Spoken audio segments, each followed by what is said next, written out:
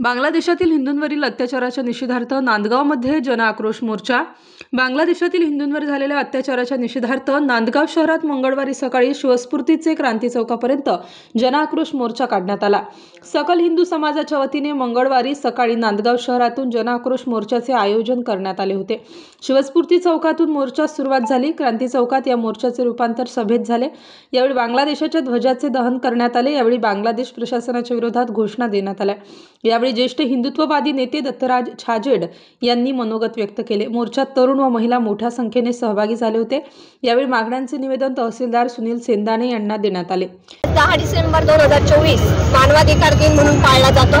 सर्वत्र अशा प्रकारचे मोर्चे काढले जातात। बांगलादेशात आमच्यासारख्या आया बहिणींच्या आबरू लुटली जाते। छोट्या मुली त्यांना समजत नाही। मी तर भारत सरकारला आज विनंती करते हात जोडून, अशा या जिहाद्यांना लवकरात लवकर हकालपट्टी करा आणि आमच्या हिंदुत्ववादाला न्याय द्या।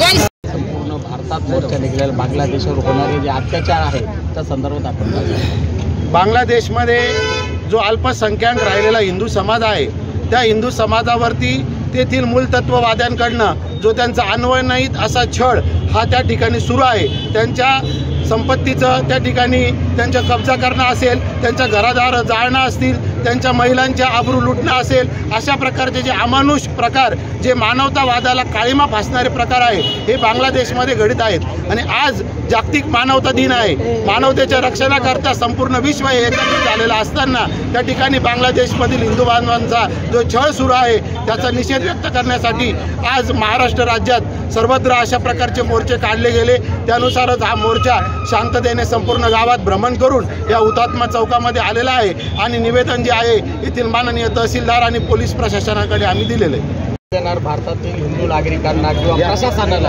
काय संदेश देणार? भारतामध्ये जे बांगलादेशचे निर्वासित नागरिक राहतात छावण्या करून आणि खूप मोठ्या प्रमाणात कलकत्ता बंगाल या भागामध्ये बांगलादेशी निर्वासितांचं प्रमाण खूप मोठ्या प्रमाणात आहे। तर कुठल्याही परिस्थितीत भारत सरकारने ताबडतोब या क्रियेला प्रतिक्रिया म्हणून त्यांची सर्वांची भारतामधून हकालपट्टी। नाशिक स्टार न्यूजसाठी बाबासाहेब कदम, नांदगाव।